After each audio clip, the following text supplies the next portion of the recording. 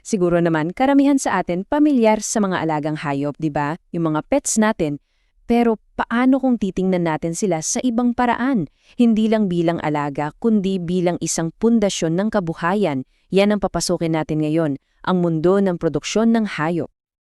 Oh, sigurado ako kapag tinanong kayo niyan, ang unang-unang papasok sa isip nyo yung mga aso't pusa natin sa bahay, tama? Kasi parang pamilya na talaga natin sila. Sila yung nagpapasaya at nagbibigay kulay sa ating araw-araw.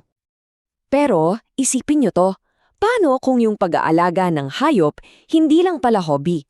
Paano kung yan mismo ang magiging sagot sa mga gastusin natin at hindi lang yan, sa pag-unlad pa ng buong komunidad? Diyan na nga pumapasok yung konsepto ng produksyon ng hayop. Okay, so para mas malinaw sa lahat, ano nga ba talaga ang ibig sabihin ng animal production? Himayan natin. Well, sa pinakasimpleng paliwanag, ito yung sistematikong pag-alaga ng mga farm animals. Hindi lang basta-basta alaga ha, may layunin to. Para makagawa ng karne, itlog, at iba pang produkto. Pwedeng para sa sarili mong gamit o mas madalas, para ibenta. So, isipin mo, hindi lang ito pang konsumo ng isang pamilya. Ito'y isang buong sistema na kayang sumuporta sa kanila at sa buong komunidad pa nga. Okay, gets na natin yung definition. Ngayon, itong produksyon ng hayop, may dalawang malalaking sangayan. Importante na maintindihan natin yung pagkakaiba nila kasi ito yung susi para magets natin yung buong industriya. Actually, simple lang ang pagkakaiba nila. Sa isang side, andyan ang poultry. Ito yung mga hayop na may pakpak, dalawa ang paa at nangingitlog. Classic example, manok. Sa kabilang side naman, andyan ang livestock. Ito naman yung mga may apat na paa at nanganganak ng buhay na supling.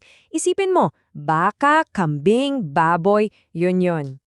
Sige, para mas masaya at mas maintindihan natin, mag-classify tayo ng ilang hayop. Ready? Unahin natin ang manok. Ano sa tingin nyo? Dalawang paa? Nangingitlog?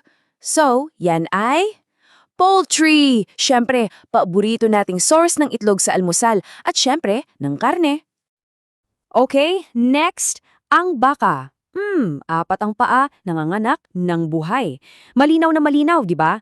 Ito ay livestock. Kilalang-kilala yan bilang source ng karne at gatas. Hindi lang dito sa atin, kundi sa buong mundo. Okay, isa pa. Pato o itik. May pakpak, nangingitlog. Alam na to, pasok na pasok yan sa poultry. At sobrang importante niyan sa atin lalo na para sa mga paborito nating Pinoy at balut, di ba? Next up, kambing. Ito ay livestock. Pero may special term para sa kanila, small ruminant daw. Well, yung mga ruminant tulad ng baka, special yung tiyan nila, kaya kaya nilang kumain ng damo. So yung kambing, parang mas maliit na version lang. At syempre, importante ring source ng gatas at karniyan. At para sa huli nating example, ang baboy. Siguro ito yung pinakakilalang livestock, lalo na dito sa Pilipinas, dahil sa karni nito. Okay, so malinaw na yung pagkakaiba ng poultry at livestock, di ba? Ngayon, ang tanong, bakit ba ito mahalaga? Alamin natin. Alright, so ngayong medyo pamilyar na tayo sa mga kategorya, pag-usapan naman natin yung why. Bakit ba ito importante? Ano ba talaga yung mga benepisyo at kahalagahan nito sa buhay natin? Unang-una, yung epekto nito sa ekonomiya. Grabe to. Para sa isang pamilya, dagdag kita yan.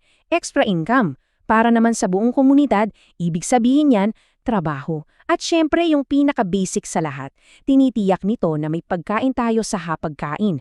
Karne, itlog, ito yung tinatawag na food security. Tapos yung mga byproduct pa, like yung balat o balahibo, nagagamit pa sa ibang industriya. Walang tapon, di ba? Pero you know what? Hindi lang yan puro pera. Sa personal level, sobrang daming naitutulong nito. For one, tinuturuan ka nitong maging masipag at responsable. Pwede rin siyang maging super rewarding na hobby. At para sa ating kalikasan, yung dumi nila, nako, yan ang pinakamagandang natural na pataba para sa mga halaman. Part yan ng sustainable farming. Galing, no? So, in summary, nakikita natin yung dalawang mukha nito. Sa isang banda, ito ay isang praktikal na kabuhayan. Sa kabila naman, isa siyang personal na journey na nagbibigay ng saya at higit sa lahat, mga aral sa buhay. Okay, bago tayo tuluyang mag-wrap up, may iiwan akong isang tanong sa inyo. Isang bagay na sana'y baunin nyo at pag-isipan. Isipin nyo to ha, paano yung isang simpleng pag-aalaga lang ng manok sa likod bahay o yung ilang kambing lang sa probinsya, paano yun nagiging parte ng malaking makina ng ekonomiya ng buong bansa? Yung sagot dyan, yun yung napapakita sa atin na kahit yung pinakamaliit na pagsisikap, basta pinagsama-sama, may kakayahan talagang mag-ambag sa pag-unlad nating lahat. Something to think about, diba? Hanggang sa susunod!